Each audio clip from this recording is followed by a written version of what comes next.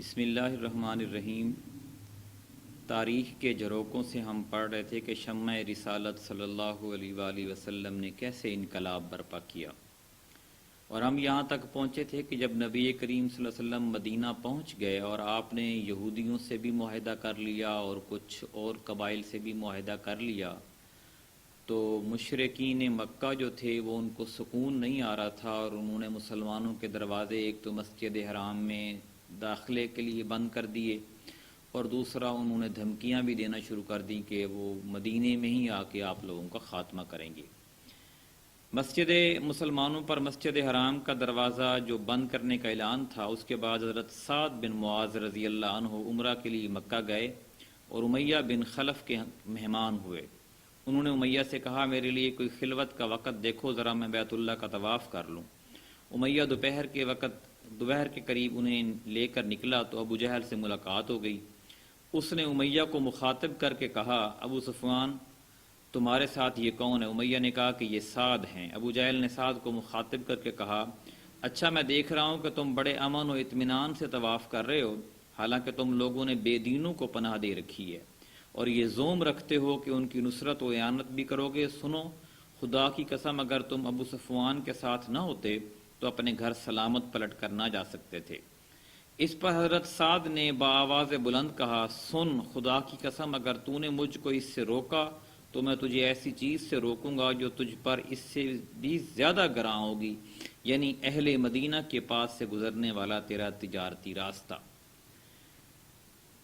مہاجرین کو جو مدینہ کے اندر موجود تھے، ان کو قریش کی طرف سے ایک دھمکی موصول ہوئی۔ صرف ایک نہیں تھی بلکہ متعدد بار دھمکیاں موصول ہو چکی تھیں، اور انہوں نے مسلمانوں کو کہلا بھیجا تھا کہ مغرور نہ ہونا کہ مکہ سے صاف بچ کر نکل آئے، ہم یثرب بھی پہنچ کر تمہارا ستیہ ناش کر دیتے ہیں۔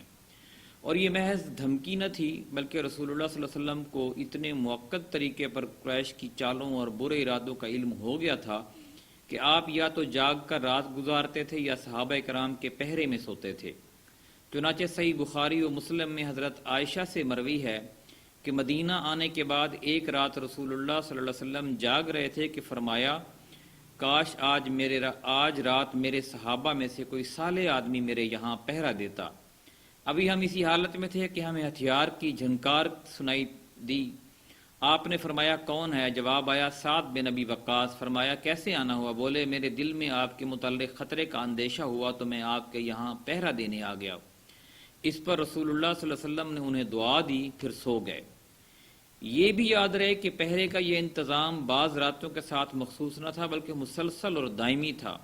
چنانچہ حضرت عائشہ سے مروی ہے کہ رات کو رسول اللہ صلی اللہ علیہ وسلم کے لیے پہرا دیا جاتا تھا، یہاں تک کہ یہ آیت نازل ہوئی، واللہ یعصمک من الناس، اللہ آپ کو لوگوں سے محفوظ رکھے گا۔ تب رسول اللہ نے باہر نکلے آپ صلی اللہ علیہ وسلم کمرے سے اور فرمایا، لوگوں واپس جاؤ، اللہ عز و جل نے مجھے محفوظ کر دیا ہے۔ پھر یہ خطرہ صرف رسول اللہ صلی اللہ علیہ وسلم کی ذات تک محدود نہ تھا بلکہ سارے ہی مسلمانوں کو لاحق تھا۔ چنانچہ حضرت ابی بن کعب رضی اللہ عنہ سے مروی ہے کہ جب رسول اللہ صلی اللہ علیہ وسلم اور آپ کے رفقا مدینہ تشریف لائے اور انصار نے انہیں اپنے یہاں پناہ دی تو سارا عرب ان کے خلاف متحد ہو گیا۔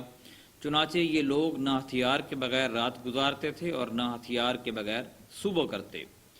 ان پرخطر حالات میں جو مدینہ میں مسلمانوں کے وجود کے لیے چیلنج بنے ہوئے تھے اور جن سے عیاں تھا کہ قریش کسی طرح ہوش کے ناخن لینے اور اپنے تمرد سے باز آنے کے لیے تیار نہیں، اللہ تعالیٰ نے مسلمانوں کو جنگ کی اجازت فرما دی لیکن اسے فرض قرار نہیں دیا۔ اس موقع پر اللہ تعالیٰ کا جو ارشاد نازل ہوا وہ یہ تھا، سورۃ الحج میں ہے کہ اذن للذین یقاتلون بانہم ظلموا وَإِنَّ اللَّهَ عَلَى نَصْرِهِمْ لَقَدِيرٌ۔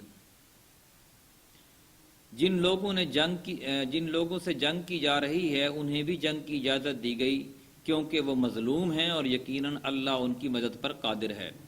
پھر اس آیت کے ضمن میں مزید چند آیتیں نازل ہوئیں جن میں بتایا گیا کہ یہ اجازت محض جنگ برائے جنگ کے طور پر نہیں بلکہ اس سے مقصود باطل کے خاتمے اور اللہ کے شاعر کا قیام ہے۔ چنانچہ سورۃ الحج میں ہی آگے چل کر ہے کہ الذین ان مکناہم فی الارض اقاموا الصلاۃ وآتوا الزکاۃ وامروا بالمعروف ونہوا عن المنکر، جنہیں ہم اگر زمین میں اقتدار سونپ دیں تو وہ نماز قائم کریں گے، زکوٰۃ ادا کریں گے، بھلائی کا حکم دیں گے اور برائی سے روکیں گے۔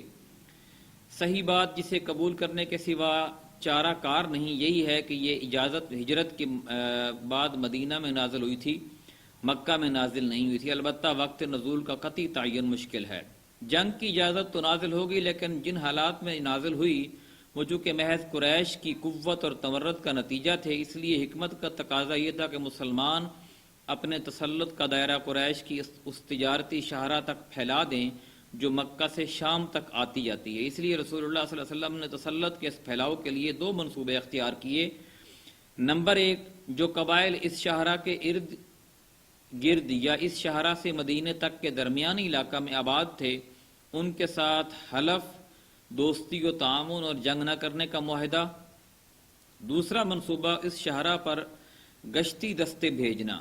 پہلے منصوبے کے ضمن میں یہ واقعہ قابل ذکر ہے کہ پچھلے صفحات میں یہود کے ساتھ کیے گئے جس معاہدے کی تفصیل گزر چکی ہے، ہم نے پروگرام میں اس کو ڈسکس بھی کیا ہے۔ آپ نے عسکری مہم شروع کرنے سے پہلے اس طرح کی دوستی اور تعاون اور عدم جنگ کا ایک معاہدہ قبیلہ جوہینہ کے ساتھ بھی کیا۔ ان کی آبادی مدینہ سے 3 مرحلے یعنی 45 یا 50 میل کے فاصلے پر واقع تھی۔